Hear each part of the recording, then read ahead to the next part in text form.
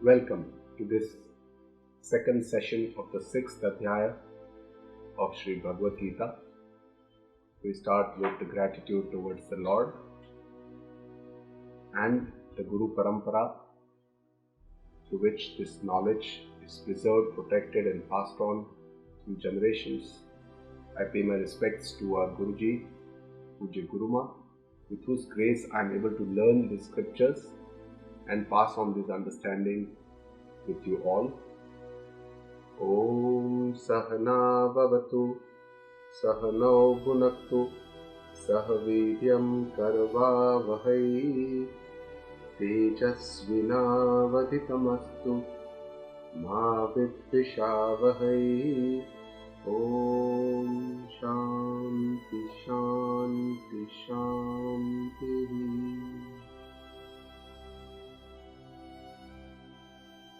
So we are in the sixth Adhyaya, and sixth Adhyaya, as you know, is Dhyana Yoga, which is also called Atma Sanyama Yoga. Atma Sanyama is essential if you want to get into the Dhyana Sadhana. Atma here means Sharira, Mana, Indriya, Chitta, Ahankara, and all this Sanyama over our own self is essential before we get into this Dhyana Sadhana. And the sixth Adhyaya talks quite a bit about our spiritual journey, our sadhana, and what is the role of dhyana. In Adhyaya 2nd, 3rd, 4th and 5th, Lord Krishna talks about the Jnana Yoga, the Atma Jnana, Shravana, and talks in details in the 3rd Adhyaya about Karma Yoga and Manana.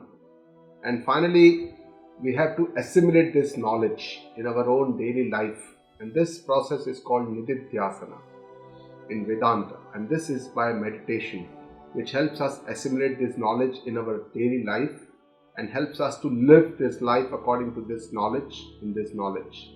So whatever we have heard by Shravana needs to be made firm, needs to be made steady, needs to be internalized, and this requires a lot of process and activity, and this is the Dhyana Sadhana. So body has to become very quiet and mind has to become very still. Only then we can enter into the Dhyana Sadhana.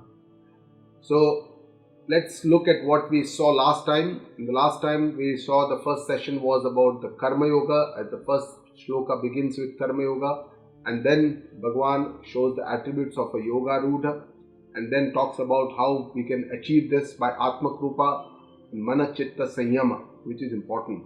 And today we'll be talking how Lord Krishna talks in details about the Dhyana Yoga, how we can enter into this, what are the different steps, the stages. And then after the question of Arjuna, talks about Mana Nigraha, how Mana is very chanchala. And finally, Yoga Brashta. Arjuna again asks another question, what is the gati of the Yoga Brashta, where does he go? Suppose somebody is not able to continue on this path, what happens to him? And finally, talks about the Dhyana Yogi, what is his Mahima, talks about his greatness. From the sadhana, as we have seen from the 2nd to the 5th Adhyaya so far, the first step, in the first station, first main junction or station is Antakarana Shuddhi, which can be achieved by Karma Yoga, Bhakti Yoga and Ashtanga Yoga. And then with this Shuddha Antakaran, we can enter into the Jnana Sadhana, which requires Shravana, Vedanta Vakya Shravana, Manana, internalization, all the Sanshaya, the doubts have to be cleared by Manana, and Nididhyasana. Nididhyasana is the Dhyana, the Vedantic meditation, in which all the Viparyaya, the Viparit Sanskara has to be Nivrutta. They have to be, let go. And with this we can obtain Atma Jnana, which is the ultimate goal of all the sadhaka, all the seekers, which helps in Ajnana Nivrutti and achieving or knowing, achieving the freedom, the complete freedom from all the miseries and from all the limitations of our life. So we looked at the dhyana of two types. Many of the people, they do meditation for relaxation, concentration, for values. But what Lord Krishna is talking in this Adhyaya, the 6th Adhyaya, is the meditation after Shravana, after Vedanta Shravana, which is done to internalize and to have nishtha, to have a sthiti or a sthirata in this jnana. And this is called Nididhyasana or Swarupa Dhyana. which is to establish the true nature of the self, what has been shown in our scriptures, and to change our old impressions, the past impressions, which are mostly identification with our anatma, the sharira, deha, mana, indriya, buddhi, prana, all this. And from here we have to change this towards our atma. So from anatma kara sanskara, we have to go towards atma kara sanskara, and that is the process of meditation. So the first shloka of the 6th adhyaya, Sri Bhagavana Uvacha, starts with what is the importance of karma yoga, and he shows that this kind of a sapeksh shuddhi of the mana, buddhi, ahankara is essential before we enter into the jnana sadhana. Karma yoga is the most important first step to shuddhi. So he says, anashrita karma phalam, we should leave all the attachments to the fruit of the action and do all our actions with Ishwararpana bhavana, nishkam bhav, and accept all the results as prasada buddhi. So all these attachments to the fruits of the action should be left behind, and with this we should do all our kartavya karma, our duties, our roles, our responsibilities in our life, whatever has been given to us, whatever we have accepted with our volition, then all these we need to continue doing and integrate our worldly and our spiritual life with the internalization of this understanding or this knowledge. And this person who is a karma yogi is also sannyasi. In the eyes of the Lord, in the vision of the Bhagavan Krishna, both are same, because for him tyaga is important. He is the true yogi who is able to tyag, who is able to do vairagya. And karma yogi and karma sannyasa both are vairagis or both are tyagis, and not just people who give up their world or spiritual, those who just pursue spiritual aspect, or those who become, they wear saffron clothes. They are not the only sannyasis, but people who have given up by mind. In the mind they have given up this karma or karma phala tyaga. They are the real sannyasis according to Lord Krishna. So karma yogi is also karma phala tyagi, whereas sannyasi is a karma tyagi. Both are tyagi, and it is a tyag that is more important, giving up, renunciation, and both have to do the jnana sadhana. Karma yoga is the step towards jnana sadhana. Karma yoga causes neutralization of all our raga, dvesha, asuri sampatti, causes internal shuddhi, the inner purification, the antakarana shuddhi, and only this kind of a mind is ready to enter into the dhyana sadhana to internalize this knowledge.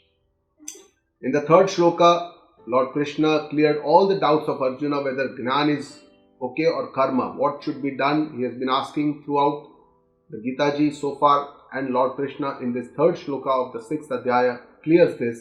He says, for a person who is aruruksho, who is desirous to ascend on the path of yoga, karma karanam uchyate. For him, karma yoga is the main sadhana. Whereas for a person who is already yoga rudha means who has already ascended on this path of yoga, for him, shama karanam uchyate. For him, shama, karma nivrutti, being quiet, dhyana sadhana, jnana sadhana is the step, is the path for this person. So he shows very clearly based on adhikaritva, karma and jnana, what is the, for whom what is necessary. And then on these sadhana, he says the most important is atma krupa. We have to make our own efforts if you want to become yoga rudha. He gave a definition of yoga rudha, shows that mana, chittya, indriya, sharira, all this sanyama is important to become yoga rudha. It's a self-control. That person is called yoga rudha, and for this the main responsibility is my own. Uddharet atmanatmanam. I have to elevate my own self by doing constant efforts, perseverance, practice, patience, enthusiasm, and I should not let myself down or ruin myself by adogati ki taraf nahi jana chahiye, by our thinking, vachik, mansik, thoughts, actions. We have to be aware, we have to be very, very clear in our understanding what we want to do, and we should make our Atma our friend. Our own self should be our friend. It should help us to achieve our goal and should not become our enemy, because most of the enemies are inside us. They are our own attitudes, our asuri sampatti, the vices that we have, krodha, moha, mada, matsarya, jealousy. All these are our enemies inside us. They are not anywhere outside. So with this, we start with the second session. The 10th shloka, Lord Krishna, from this 10th shloka to the 17th shloka, he talks about and gives many important instructions for meditation. And except for one shloka in between, the 15th one, when he says what is the phala or the benefit of the Gnan, this dhyana sadhana. But apart from that, he gives a lot of the important instructions about meditation. So the 10th shloka, he says, Yogi yunjita satatam atmanam rahasi stitah ekaki yata chittatma nirashirah parigrahah. It says Yogi Yunjita. From seeker we have to become a yogi. And how? By doing this yoga sadhana, by doing this dhyana sadhana, we have to become a yogi. And just being a seeker is not good enough. We have to, of course, after the understanding, after the shravana, we have to do manana, clear all our doubts, and then we have to get into this dhyana sadhana or yoga sadhana. And how long do we have to do this? It says satatam, always, nirantara.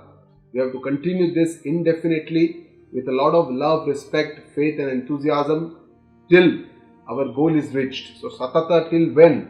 And Bhashyakar says, till our goal is reached, Atma Sakshatkar, Samadhi, whatever is the goal, Prabhu, Bhagwan ke saath ek hona, being one with the divinity, that goal which is called moksha. So that has to be reached. Until that time we have to continue this yoga sadhana. Atmanam rahasya. How do we do this? We have to contemplate on our Atma, and how? By sitting in isolation. Rahasya.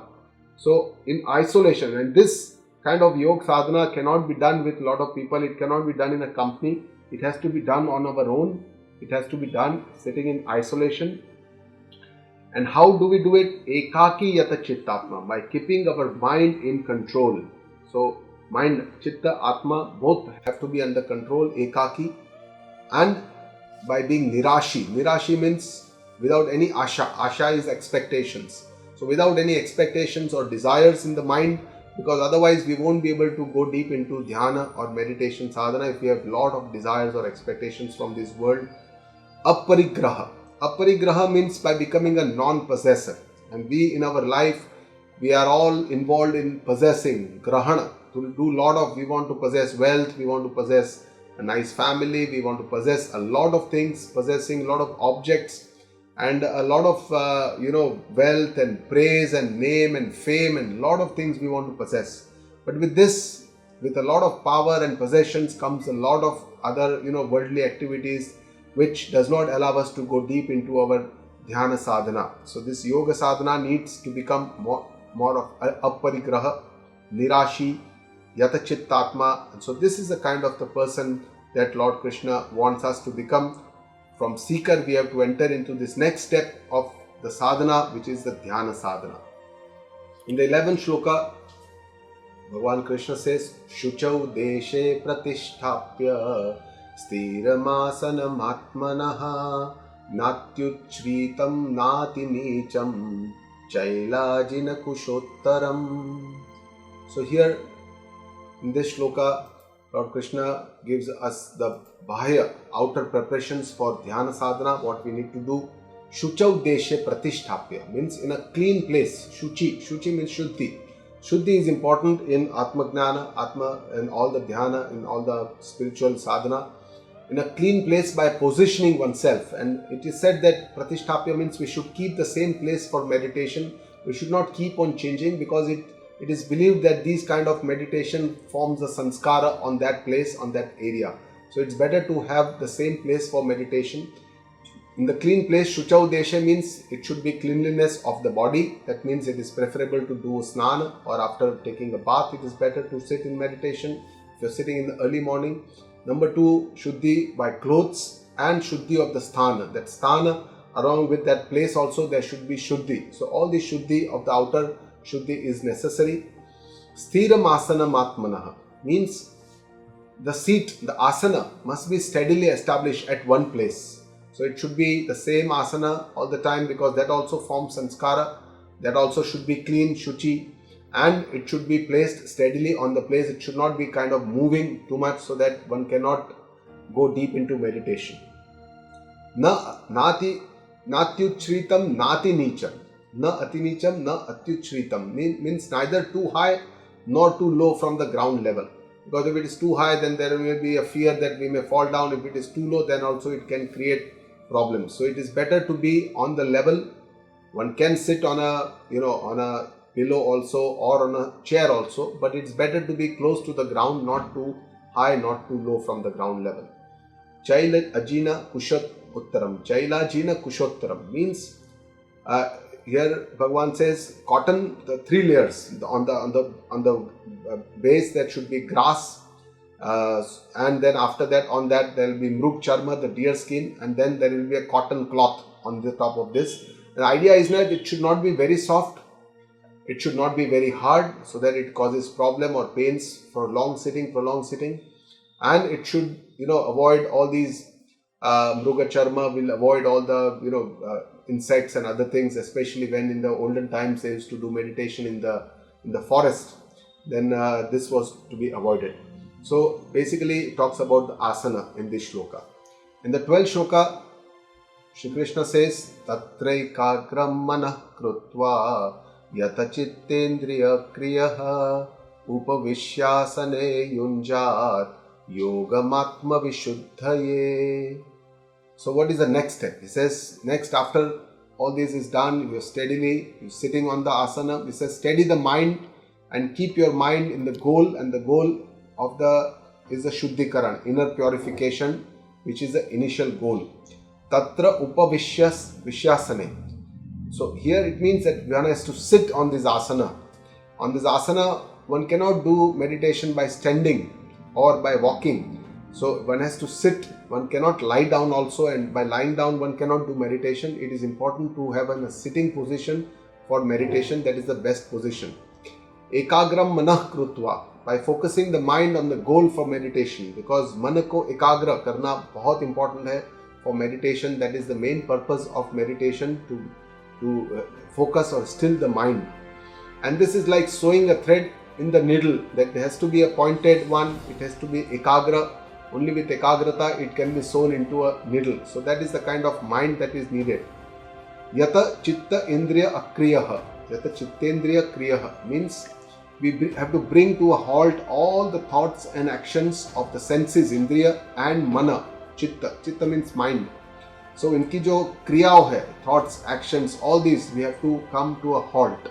So all our thinking, all our chanchalta, everything has to quieten down when we sit in meditation. And this is how we need to practice Yunjat Yogam. We have to practice the yoga of meditation. Here Lord is talking about Dhyana Yoga. And the purpose of doing all this is to cause Atma Vishuddhaya, for the purpose of purification of our inner self, because we have to change our identification. Viparyaya have to be removed. We have to go from the Anatma Sanskar to the Atma Sanskar, where purity of the mind, Antakarana Shuddhi, inner purity is extremely vital. Without that, it is not possible. With the emotions, with the heat of all the emotions and the vices in our mind, we cannot understand this Shuddha knowledge, the Atma Jnana.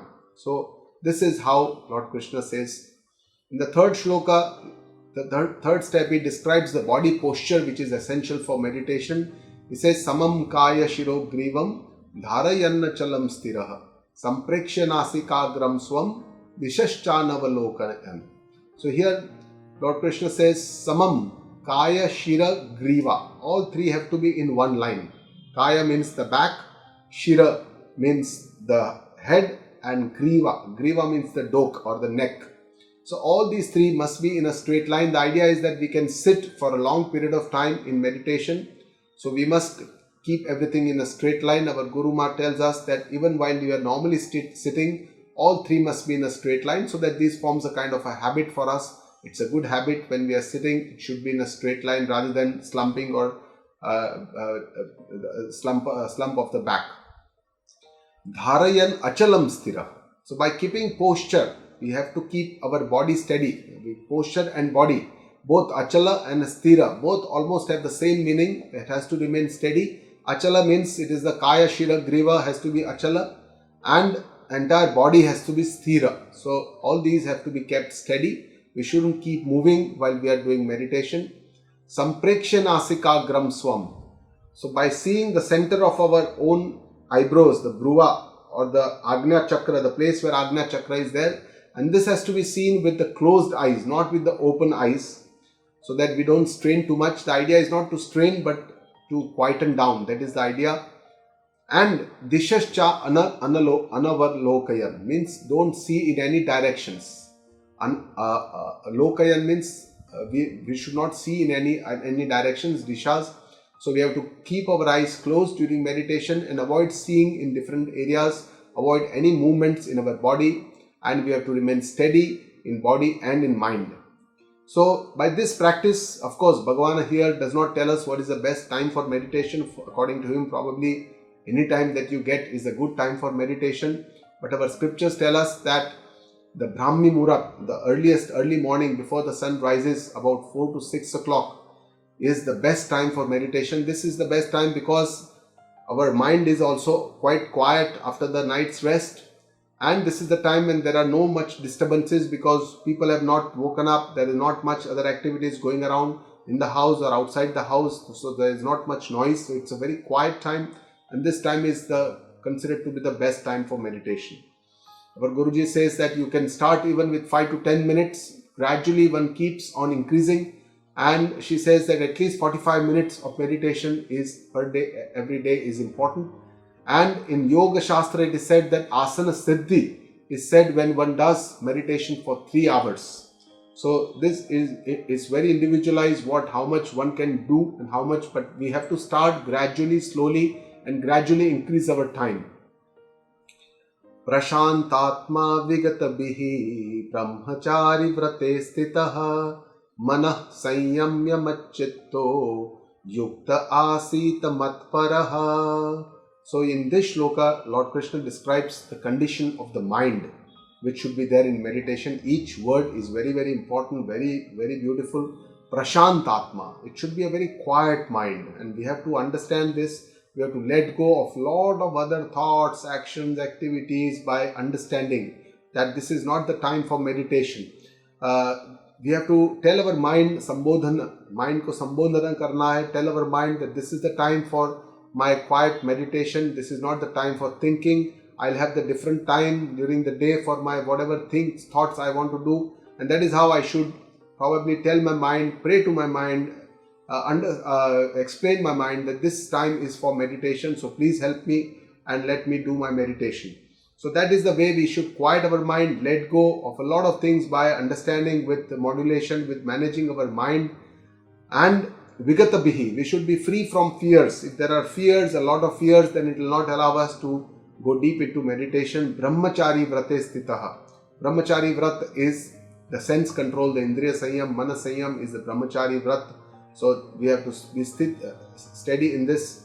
And Manas Sanyamya, by restraining our mind, Mat Chitta. Bhagavan says, concentrate on me, leave everything else. Koi chinta karo nahi, bahar ka sansar ki koi chinta kare bina. Bhagavan says, you concentrate on me, leave everything else.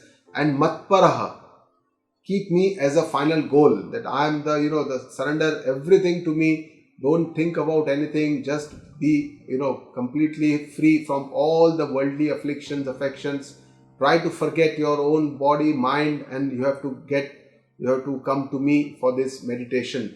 And this kind of a person is, according to Lord, is a yukta, is an integrated personality. Yukta is somebody whose body, mind, senses are all under control, are all at one place. It's not that his body is sitting here, mind is roaming around somewhere, intellect, buddhi kahin aur hai. There are lots of sankalpa, vikalpa going on in the mind, but a yukta personality, and this is a person who is asita, sits for dhyana yoga in meditation. So according to Lord, these are all the attributes that we must develop gradually, and these are all the things that we should think when we think in meditation, when we sit in meditation, that this is all the attributes that are essential to get deep into meditation. And this is the kind of the ideals, the goals that Lord Krishna is setting for us for doing meditation. And in this 15th shloka, Lord Krishna, in between all the instructions, is showing us what is the benefit, what is the phala of dhyana, and probably trying to give utsaha and give us some kind of a good hope, and trying to not give too many instructions particular time so that we don't get bored also. And it says, Yunjan nevam sadatmanam yogi niyatamaanasaha shantim nirvana paramam matsanstamadhigacchati. So here he shows us what is the result or the benefit, the phala of the dhyana sadhana, evam yogi, in this way. So whatever he has said from the 10th to the 14th shloka, how we have to sit, how we have to focus our mind, how we have to quieten yata chittendriya mana akriyaha, yata chittendra kriyaha, and all these what he has said, matparaha, matchitto. With this, if we follow all these instructions and sit as a yogi in meditation, niyata manasaha, by keeping our own mind under control, by continuously nirantara being in dhyana, sada atmanam, continuously engaging in our own atma swarupa, yogam yunjan, and we have to keep practicing this kind of meditation, we have to keep doing it, nirantara satatam, and what we will achieve, he says, shantim nirvana paramam, you will achieve eternal peace, which is part of your own self, which is inside you, and this is a peace you will feel during this meditation. You will find this peace. Paramam means param shanti, it is a shanti which does not change, it is not transient, aati hai jati hai, aisa nahi. You will feel this eternal peace. And matsanstam madhigacchati, the second goal he shows is that you will achieve my own swarupa, you will achieve me, and that is the main phala of the meditation. He is showing this, that how we can achieve this, the final. And again he starts giving some important instructions about our lifestyle, and according to Lord Krishna, that just 1 hour of meditation that we do in the morning is not important. For this we have to change the entire life, the entire rest 23 hours you have to live properly, and that is what is according to him a balanced lifestyle, a yukta, an integrated personality. Natyashnatastu yogosti nachaikantamanashnataha nachati swapnashilasya jagrato naiva charjuna. So in this shloka he says, Na ati ashnataha tu yoga asti. One who eats too much is not able to meditate, and that is our quite common experience. Somebody who is doing meditation regularly, if he goes out and eats in a dinner, has a late night meal outside in a shadi, marriage or in a hotel, and eats too much, too spicy, too oily food, he won't be able to do proper meditation next day morning. So this is a common experience, that diet, food has a lot to do with meditation, and we have to be very aware about what we are eating if we want to really get deep into this meditation sadhana. Nacha ekantanam anashnataha. That means neither the one who eats too little, then he will feel hungry. He will, during the dhyan also he will have thoughts about what he should eat. He is hungry. So eating too little also is not proper. One has to have a balanced diet. Na ati swapnashilasya. One who sleeps too much is not able to meditate. Lord Krishna says that one who sleeps too much, he has a lot of alasa pramada, is not able to wake up also early, not able to, he is not able to, concentrate, focus on this meditation. Nacha jagrata eva nasti. One who keeps awake for a long time. Jagrata. One who does not sleep too much, who sleeps too little, keeps waking up late night, gets hooked up on his mobile phone, on his television, or keeps on seeing movies late night. He's probably not able to concentrate on this meditation sadhana. For this, one has to have a balanced lifestyle to get into this meditation. And in this shloka, Lord Krishna says, who are the people who are not able to do proper meditation? One who eats too much, one who eats too little, one who sleeps too much, one who sleeps too little and wakes up for a long period of time. These are the people who will not be able to move deep into this dhyana sadhana. So who is the person in this shloka, the 17th shloka, he says, who is the most benefited from this dhyana yoga or this dhyana sadhana? Yukta hara viharasya, yukta cheshtasya karmasu, yukta swapnavabodhasya, yogo bhavati dukkhaha. So he says yukta ahara, yukta vihara, yukta cheshtasya karmasu. So one whose food diet, one whose vihara activities, and one whose cheshta, all the actions are all balanced. So all throughout the day we live with a sense of awareness. Whatever we are doing, whatever we are talking, whatever we are thinking, whatever our indriya, mana, all our activities, actions, all our sangha, all our company, what kind of life we are living. It makes a huge difference. If it is yukta, if it is balance, if it is sattvika, definitely this is the person who can enter into the dhyana yoga. Yukta swapnava bodhasya, who has an adequate sleep, and according to the adequate sleep is anywhere between 5 to 8 hours of sleep. That depends on the individual person. But a person who does a lot of activities, lot of work during the day, probably has to sleep more because he gets more tired and needs more rest. He may require sleep from about 6 to 8 hours depending on his sleep cycle. But somebody who is more deep into meditation itself is a huge mental rest, and those are the people in whom the yogis, their sleep also comes down. They may be sleeping say less than 6 hours, sometimes less than 5 hours, sometimes even 4 hours of sleep for yogis is good enough, because they spend a lot of time in meditation and have a good amount of rest and their sleep is also reduced. So this adequate sleep is something that one can wake up in the morning without and remain fresh. Then one can get into this yoga or the dhyana sadhana. Yogo bhavati dukkha. For this kind of persons who all these in life is balanced, whose sleep is balanced, whose activity daytime is well balanced, everything is under balance. For this person, dhyana yoga or dhyana sadhana will take away all the miseries. Yogo bhavati dukkha. All the dukkha will go away. So it is not that he won't have the nimitta for the dukkha. There may be a lot of nimitta in the life for getting dukkha, but his mind is such that he will not be disturbed and he will not be affected by this dukkha. So the middle path, it is said that the madhyam panthi, the yukta, the balanced personalities, just like a string instruments, like a sitar or a violin, the strings have to be adequately tightened. If they are too tight, then the proper sound will not come, and it is likely that it can break. If it is too loose, then the sound is not, doesn't occur in sura, it's more besura. And that's why the sura, the best sound comes from when the string is adequately tightened. Similarly, a madhyam panthi, a balanced person, is the one who is able to enter into this dhyana sadhana or the yoga sadhana.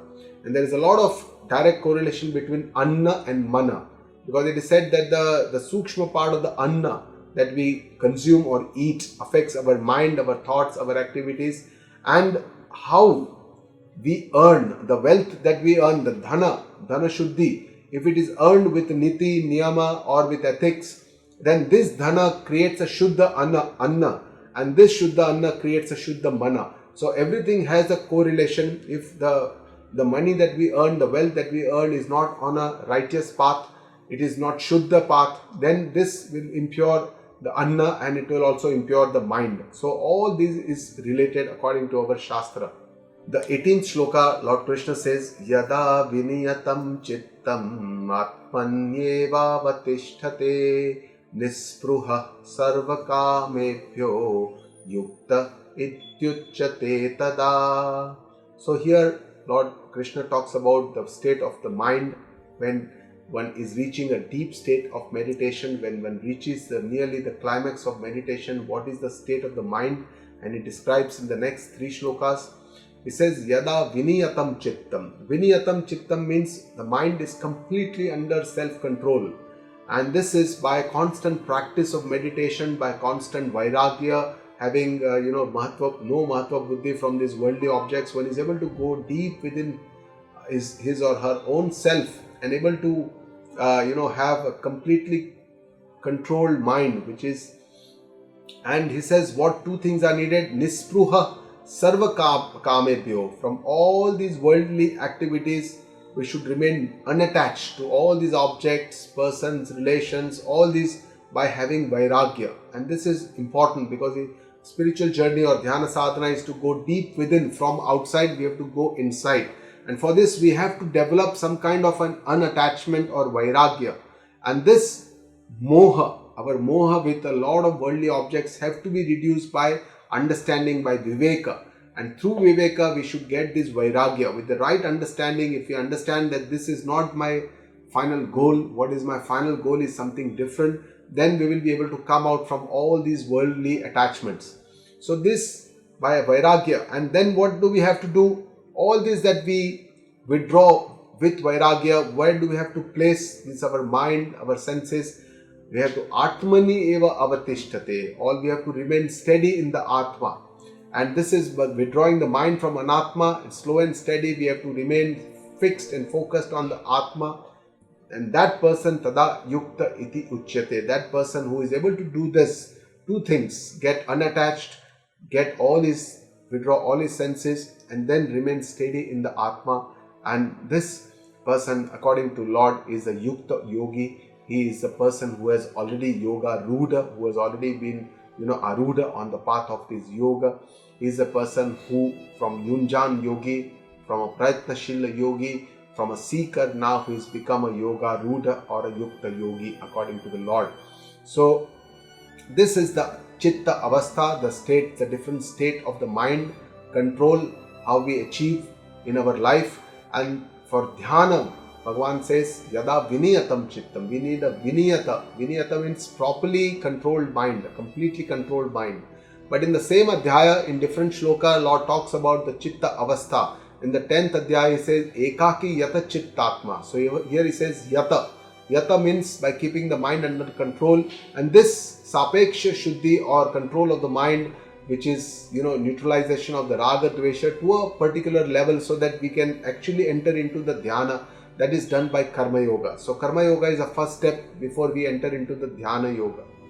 And in the 15th shloka of the same Adhyaya, Bhagavan Shri Krishna says, Evam Yogi Niyata Manasa. So Yata, after that Niyata means better control. Yogi meditates by keeping the mind under control. So a person who is a yogi, who is a Yunjan yogi, from Karma Yogi is now become a Yunjan yogi. He is now with the Bhakti. He is able to surrender to the Lord, Matparaha, Machitto, and he becomes Niyata Manasaha. His mind becomes more under his control. And from Niyata, we have to go to the Viniyata Chittam. So in the 18th shloka, Lord Krishna says, Yada Viniyatam Chittam, one whose mind is completely under control. Now with this Gnana, with this reaching the deep state of the meditation, the Samadhi Avastha, we develop oneness with the goal, the Sadhya and Sadhana, they both become one. With this Gnana, we feel one with the Jiva and the Ishvara. They both become one. Atma, Paramatma, they both become one. So this oneness is only possible with the complete control of the mind. So in this 18th shloka, which is a very important shloka, Lord Krishna shows us the process of meditation, what we need to do in meditation. He says, Nispruha Sarva Kamebhyo, means we are all identified with our Anatma. Sharira, Mana, Buddhi, from all these outer objects, the worldly objects, we're all attached to it. And this is all the Anatma Kshetra. So from here, we have to withdraw all our mind, senses, and put Atmani eva avatishtate in our Atma. Atma is our consciousness, the soul.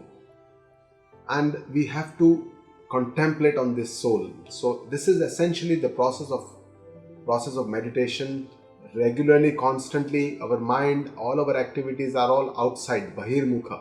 Here now we have to withdraw and go inside, deep inside us, deep within us, in our Guha, Buddhi Guha, and we have to contemplate on our Atma. And this, according to Lord Krishna, there are two important things. One is Vairagya. We have to get Vairagya, only then we can withdraw all our senses into our own self. Without Vairagya, it is just not possible. Otherwise, we'll all be attached to the outer world. And this process requires continuous abhyasa, continuous practice. It is not that few days of meditation or few months of meditation we will get this. It has to be continuously done for years together, for sometimes even lives together, to understand, to get into this Atma Tattva and get that sthirta, that steadiness in the Atma Tattva. And in the 19th shloka, Lord Krishna shows the state of the mind during this ultimate climax, the deep in the meditation, in the Samadhi Avastha. What is the state of the mind? Yatha dipo nivatasto ningate sopama spruta yogino yata chittasya yunjato yogamatmanaha.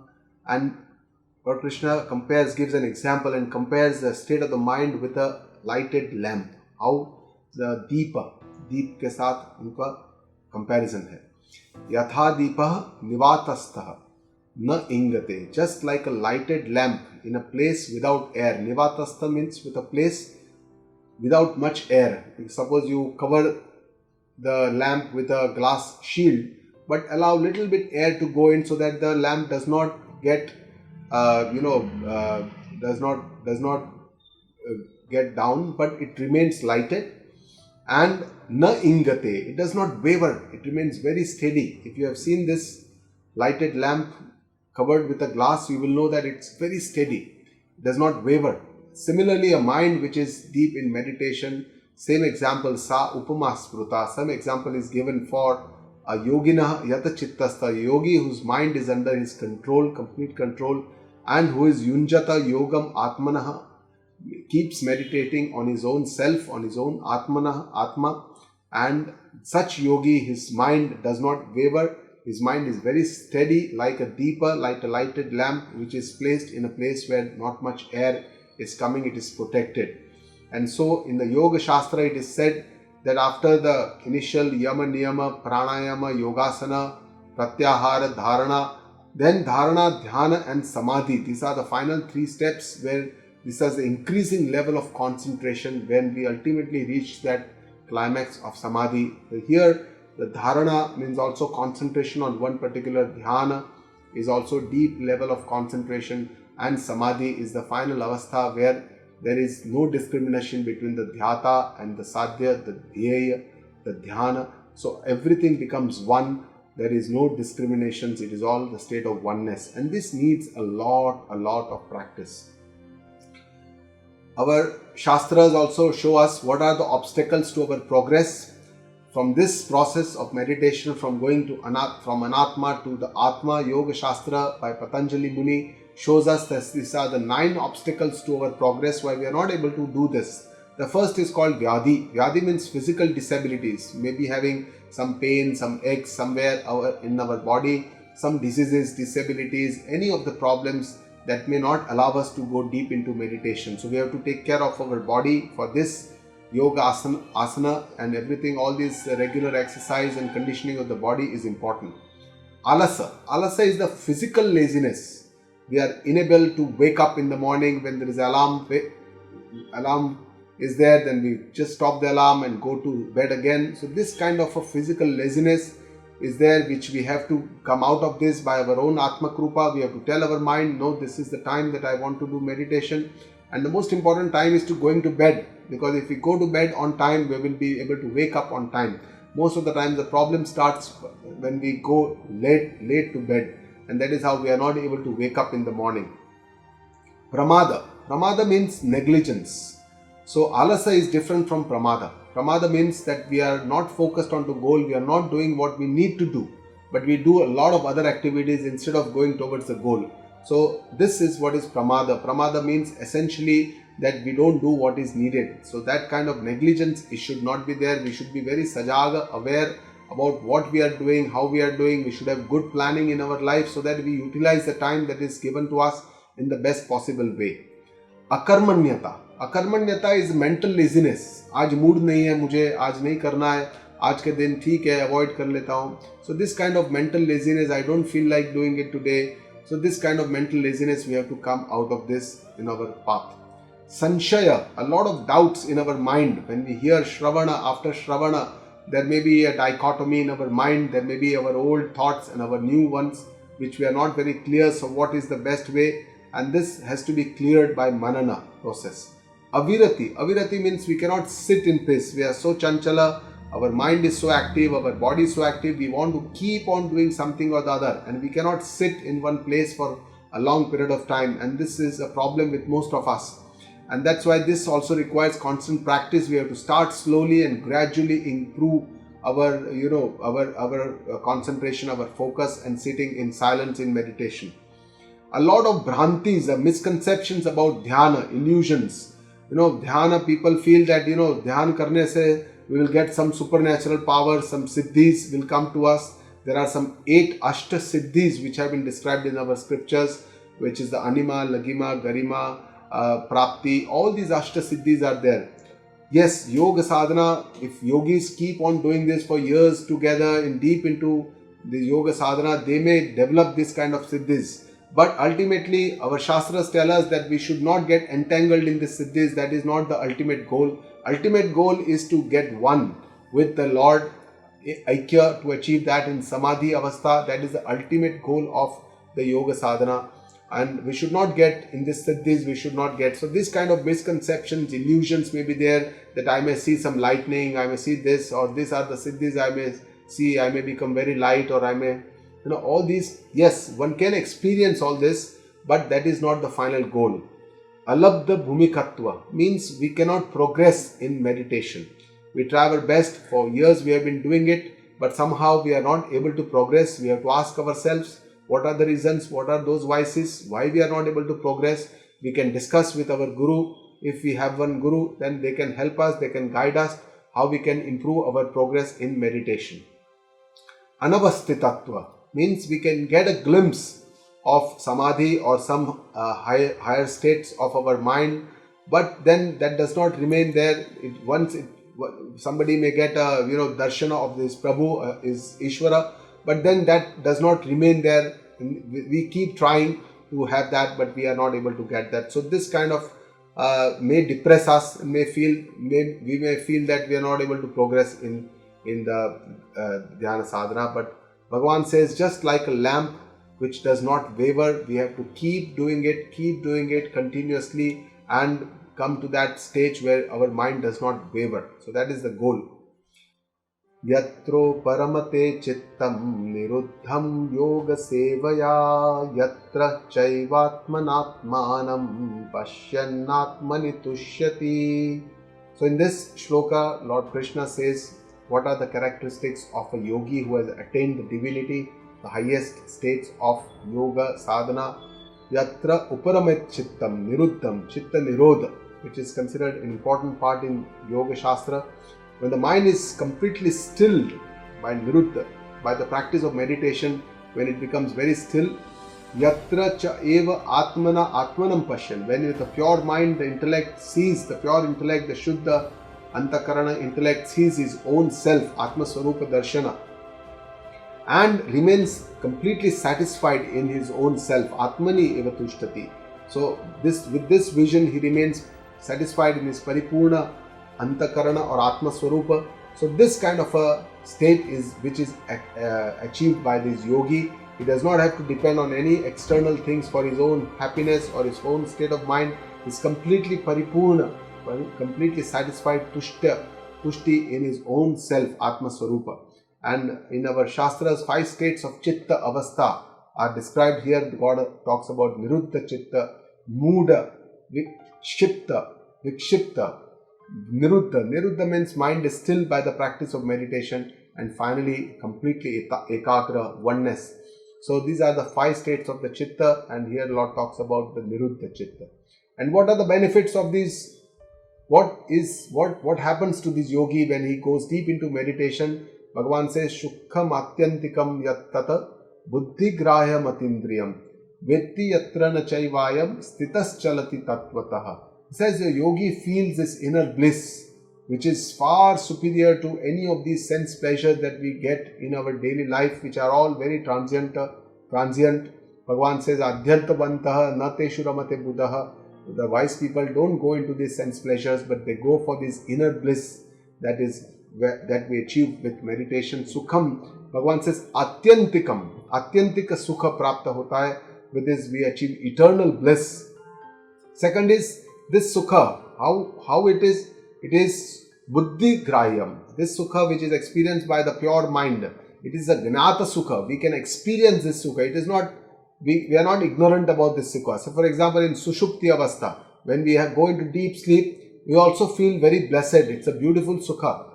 But this sukha is not gnata. It is agnata, because we are ignorant. When we wake up, we say, I don't know anything, but I had a beautiful sleep. I slept very well all throughout the night. So that sukha is not a gnata. This is a gnata sukha. He can experience with his own shuddha antakarana. Atindriyam. This kind of sukha cannot be achieved by any sense organs. It cannot be. It is atindriya. And because the sukha of the sleep is agnata. Of course, sukha of the sleep also is atindriya, because it is achieved without the indriya.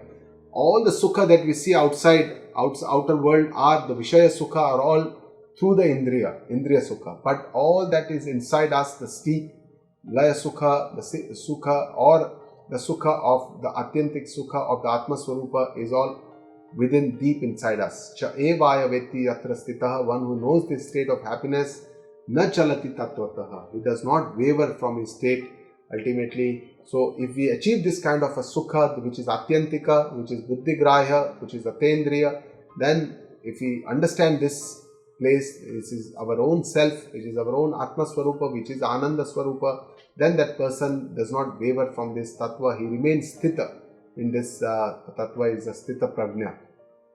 So our Shastra describes what are the different types of Sukha. Atyantika Sukha is one that God talks about here. What is that? And in our, according to our scriptures, Atyanta Sukha and Param Shanti are same. When we think as a worldly person, we feel that these objects give us this transient happiness, and the real Shanti or the peace is within. Sometimes we think that the peace is within, but sometimes we feel that these objects are giving us this Shanti or this peace. But it's not true. According to our Shastra, the Parama Shanti that we get, the inner peace, the inner bliss, the eternal bliss that we get from our Atma Swarupa through this process of dhyana, meditation, is the Ati Sukha. It is the Atyantik Sukha. That is the best Sukha. This is the highest form of Sukha. So Sukha and Shanti, according to Shastra, is one and the same. It is not different. We sometimes feel that Sukha and Shanti is different, but it is not different according to our Shastra. So what are the types of Sukha? The most common type of Sukha that we all go around for all throughout the day, all throughout our lives, is the Vishaya Sukha.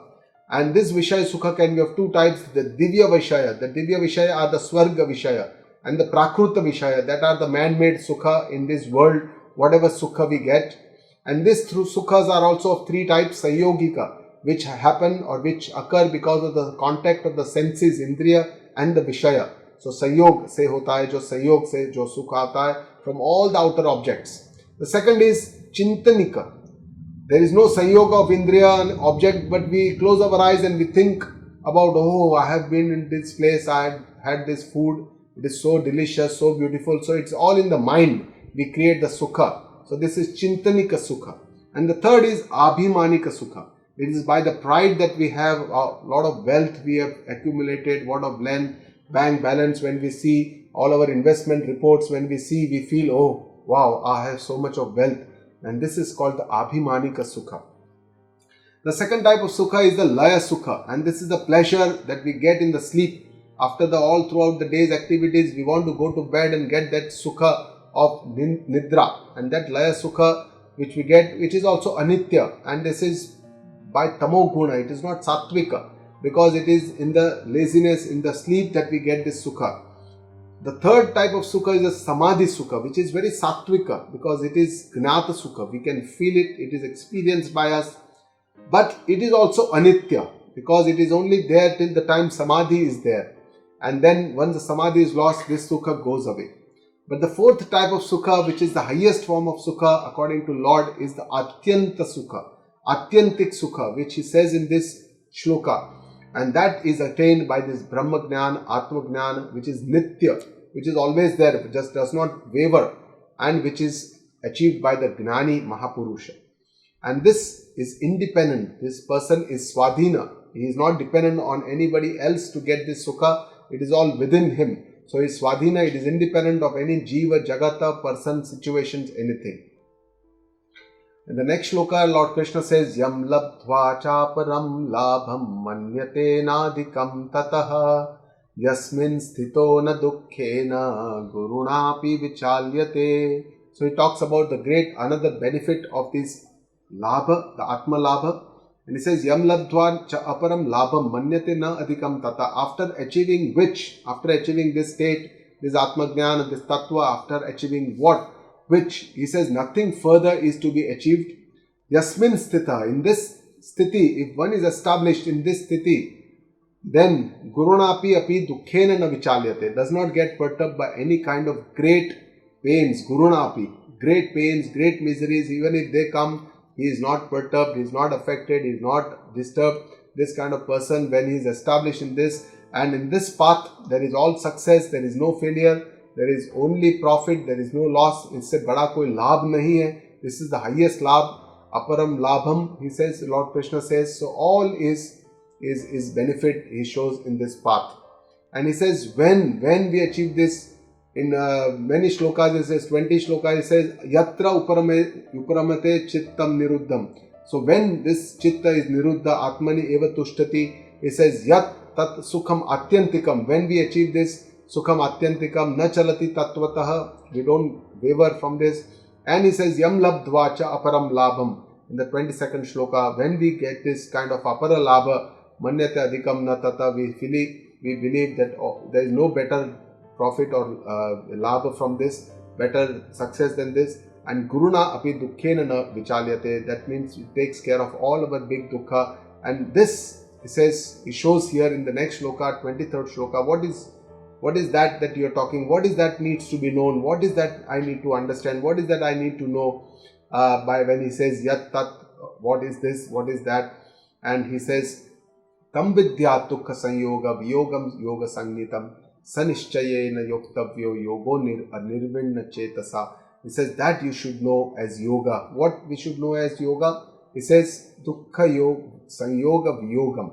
That is yoga. According to Lord Krishna, this is a very higher virtue. We need to understand what he means by saying that dukkha sanyoga viyoga is yoga, and sanishchayena yoktavyo, we should do it with a firm resolve, with our intellect as my duty, and anirvinna chetasa, do it with a lot of enthusiasm without getting tired, make it a habit. And if we continue to do this meditation with firm resolve, enthusiasm and patience, we can definitely reach to our goal. And that is what Lord Krishna tells us. We will explain this shloka in a little bit more details in the next session of this 6th adhyaya, that is 6.3. So we come to the end of the today's session. Guru Brahma, Guru Vishnu, Guru Devo Maheshwarah, Guru Sakshat Parah Brahma, Tasmai Shri Guruve Namaha. Om Purnamada Purnamidam Purnat Purnamudachyate Purnasya Purnamadaya Purnameva Vashishyate. Om Shanti Shanti Shanti.